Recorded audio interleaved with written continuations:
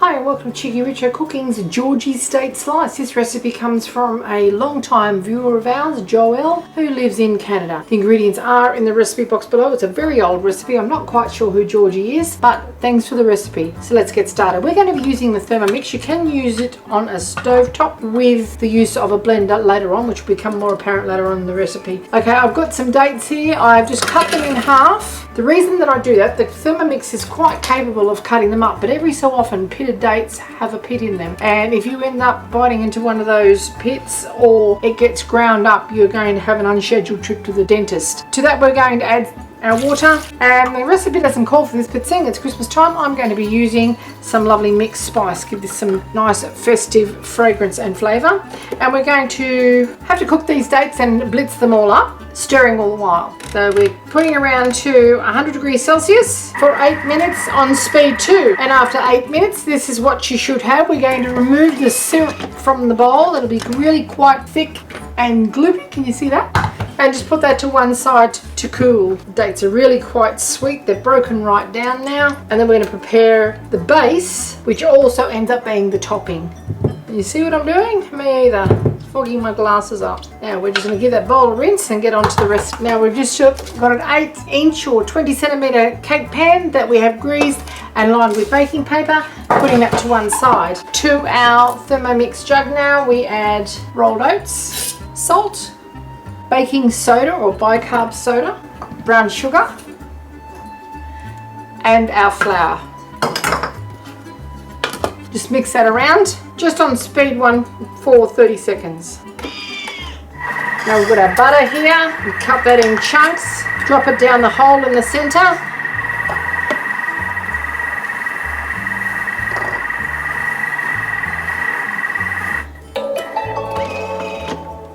Pop the measuring cup lid in. Then we're going 30 seconds on speed 4. We just want it into pea-sized little chunks of mixture.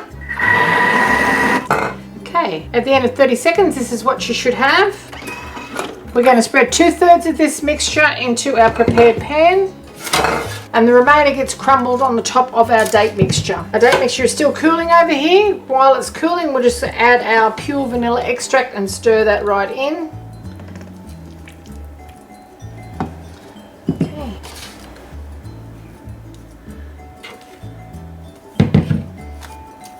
Now, press that all over the base and just scrape the Thermomix jug into a bowl so you can clean it up or get onto another recipe. Okay, this is nice and cool now. We're just going to spread our date mixture all over our base, and then we're going to break up the topping and spread it over the date mixture. Just pat that all down well, make it as smooth as you can, and then we just get our topping. Press between your fingers because it's really quite soft. It's very warm here at the moment. And any little holes that you have left over, just fill those in as well. Now we're going to bake that 35 minutes at 180 degrees Celsius or 350 degrees Fahrenheit. Okay, into the oven we go. And that's what it looks like when it comes out of the oven. We just cool it in the pan, and while it's still a little bit warm, we cut it into squares. The baking paper will help it lift out of the tray easily for portioning out. Okay, here's our date slice now. We're just going to lift it out, give it a dust of icing sugar, and slice it up as well. It's smelling quite nice.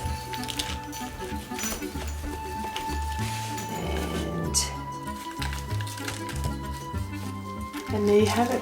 It's oaty and buttery and filled with luscious dates. It smells fantastic. The spices it's just room temperature now. That'll be great with a dollop of yogurt, ice cream, custard, or just fresh cream, or just have it on its own with some coffee. Thanks for watching.